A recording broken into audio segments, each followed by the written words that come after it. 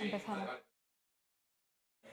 Pues es una pena que se hayan ido todos los periodistas, que parece que hay lío en el pasillo, porque nosotros les vamos a tratar, desde luego, mucho mejor que lo que ha hecho la portavoz de Sumar, que ha salido despavorida y no solamente ha broncado a un periodista acreditado que está aquí haciendo su trabajo, sino que además se han peleado con los periodistas tras haber sido preguntada por la imputación de Mónica Oltra por esa colaboración en el encubrimiento de los abusos a menores tuteladas por parte de su marido.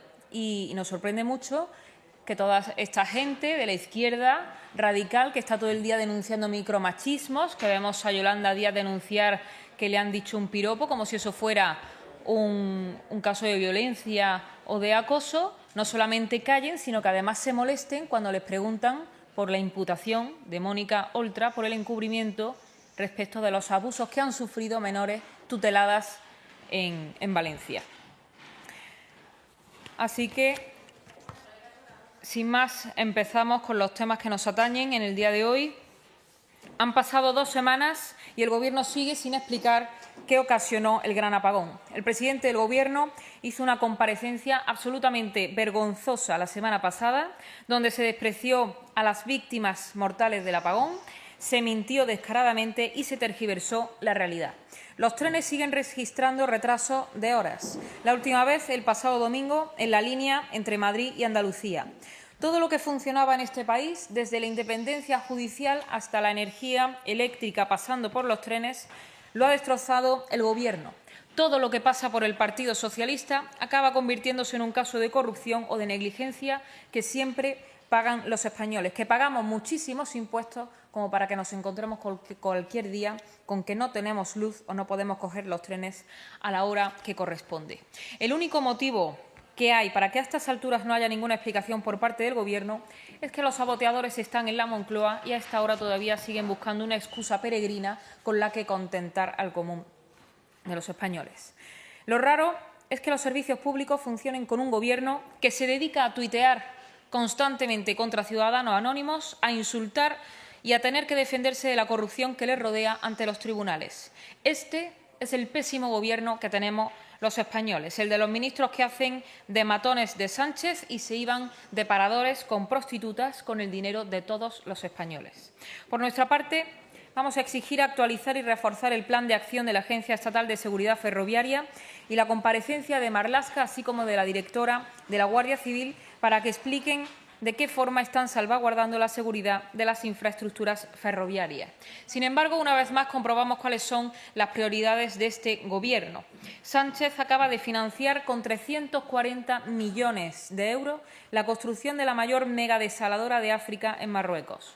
De manera que hay dinero para Marruecos, pero no para los valencianos afectados por la Dana, los vecinos de La Palma que siguen viviendo en barracones o para garantizar la seguridad de los españoles que cogen el tren.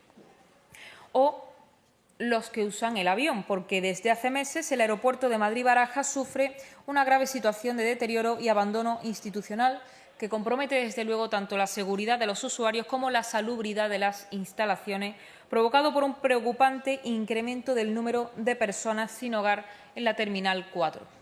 421 personas hacinadas, mientras que las administraciones se lanzan culpas los unos a los otros y, entre tanto, quienes pagan las consecuencias son los de siempre. En primer lugar, los trabajadores del aeropuerto y, en segundo lugar, los usuarios que tienen que presenciar las escenas de violencia, plagas de insectos, brotes de sarna e inseguridad en un aeropuerto como el de Madrid, en lo que es ya, en unas cosas y otras, una aproximación más al tercer mundo que a la sociedad moderna y próspera que debería ser España. Por ello, hoy hemos registrado otra iniciativa en la que reclamamos acabar de manera inmediata con la violencia, la inseguridad y la insalubridad de la T4 en el aeropuerto de Madrid, garantizando el adecuado desalojo de todas las personas que se encuentran allí hacinadas y el refuerzo de los efectos policiales. Y le exigimos al Ministerio del Interior la mejora de la seguridad aeroportuaria, especialmente en aquellos aeropuertos con mayor afluencia de pasajeros extracomunitarios, estableciendo objetivos concretos y plazos claros para su implementación.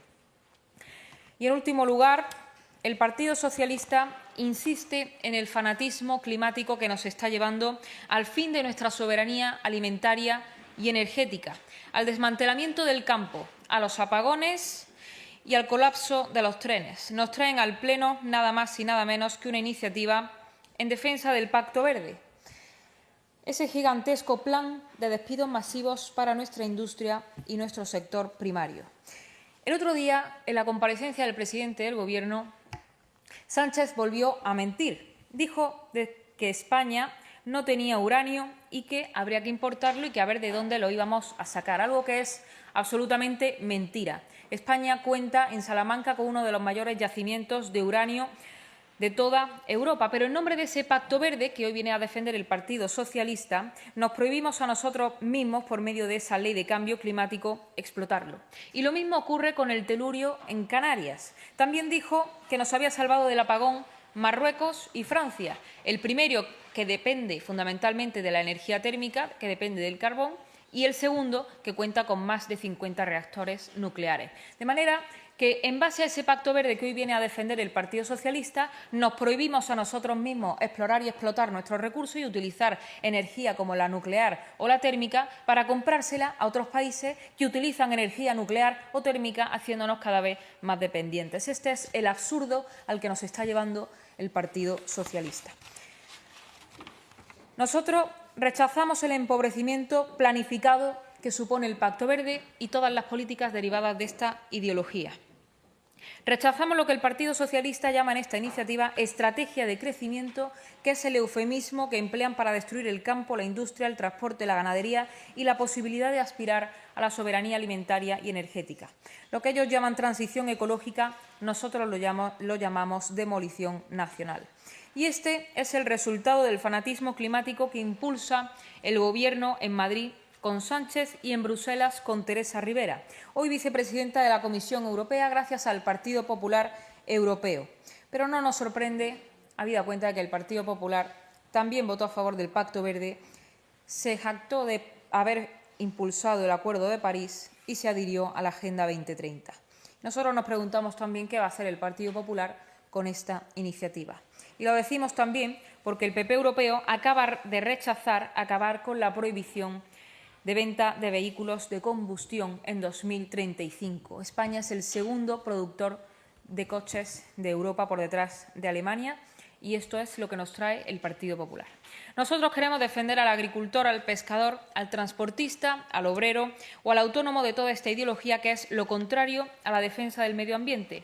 El modelo energético que nosotros proponemos pasa por la defensa de nuestra realidad social y económica, el aprovechamiento de todas nuestras fuentes de energía y la eliminación de todas las trabas y fiscalidad climática. Y quedo a su disposición por si tienen alguna pregunta. Pues, portavoz, iniciamos el turno de preguntas. Hay compañeros de la prensa que han decidido ausentarse de las ruedas de prensa. Dicen que a modo de boicot. Nosotros, como siempre, respondemos a todos los periodistas acreditados en esta Cámara. Bueno, pues para que lo sepa todo el mundo, los periodistas han decidido hacer boicot a esta rueda de prensa. Nosotros siempre atendemos a todo el mundo. A nosotros jamás nos verán hacer lo que ha hecho la portavoz de Sumar, enfrentándose con un periodista acreditado. No tenemos ningún problema en responder a ninguna de las cuestiones. Jamás lo hemos hecho y jamás lo haremos porque es nuestra responsabilidad atender a la gente que viene aquí a trabajar y que tiene derecho a saber qué es lo que opinamos los distintos grupos políticos, porque es nuestra responsabilidad y jamás vamos a caer en lo que está haciendo la izquierda. Luego veremos cómo tergiversan información sobre Vox, teniendo la oportunidad aquí de escuchar de primera mano lo que está diciendo un portavoz o cualquiera de nosotros que estamos aquí en el Congreso. Tienen la oportunidad, no quieren venir. Ellos sabrán qué es lo que hacen, luego dirán que defienden la libertad de prensa y de expresión, cuando lo que están demostrando pues, es un sectarismo absolutamente inadmisible, porque además todos los españoles tienen derecho a una información veraz y tienen derecho a que todos los que ejercen la profesión estén aquí escuchando a los grupos y nosotros tenemos la responsabilidad también de responder como representantes de muchísimos españoles que también tienen el derecho de votar distintas opciones políticas. Faltaría más. Pues creo que había dos preguntas. Sí, portavoz, quería preguntar qué valoración hacen desde Vox de todo lo que se está conociendo de los mensajes del presidente del Gobierno entre desprecio a sus propios ministros, y uno de los más preocupantes, en el que el presidente del Gobierno reconoce y se preocupa por una normativa por la cual iba a llegar a un acuerdo con Unidas Podemos relacionada con los desahucios. El presidente del Gobierno dice literalmente que por ahí no iba a pasar, pero 3 días después se aprobó dicha ley con el voto a favor del propio presidente del Gobierno. ¿Qué valoración hace desde Vox de todo lo que se está sabiendo de las conversaciones del presidente del Gobierno? Gracias.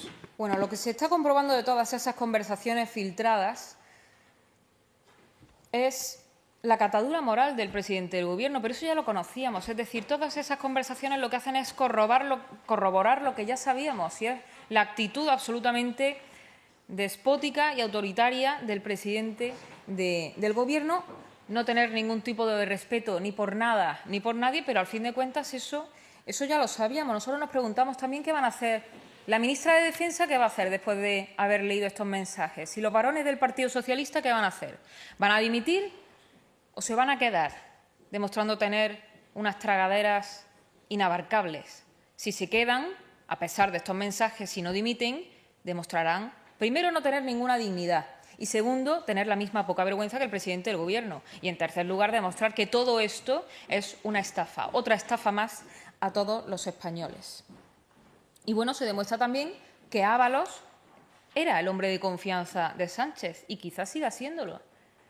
El número 2 de la trama con el número 1 de la trama. El hombre de confianza de Sánchez, que a lo que se dedicaba era a irse de paradores con prostitutas y luego colocarlas en la administración pública con el dinero de todos los españoles. Ese es el resumen del Gobierno que tenemos. Un Gobierno absolutamente cercado por la corrupción que en cualquier lugar, en cualquier país decente del mundo ya habría provocado su caída. Pero lo que preocupa realmente a los españoles no es solamente esto, que es grave, porque demuestra el tipo de persona que está gobernando en estos momentos España. Lo que preocupa a los españoles es que tenemos el paro mayor de toda Europa, el paro femenino y juvenil mayor de toda la Unión Europea, que acabamos de sufrir un apagón sin precedentes, que los españoles estuvieron durante horas aislados sin ningún tipo de explicación por el Gobierno, que sigue echando balones fuera, y que, según la comparecencia de Sánchez el otro día, pues poco menos que tenemos que dar las gracias por el apagón, que la vida es mucho mejor con los apagones. Eso fue lo que vino a decir el presidente del Gobierno. Lo que le preocupa a los españoles es que cualquier día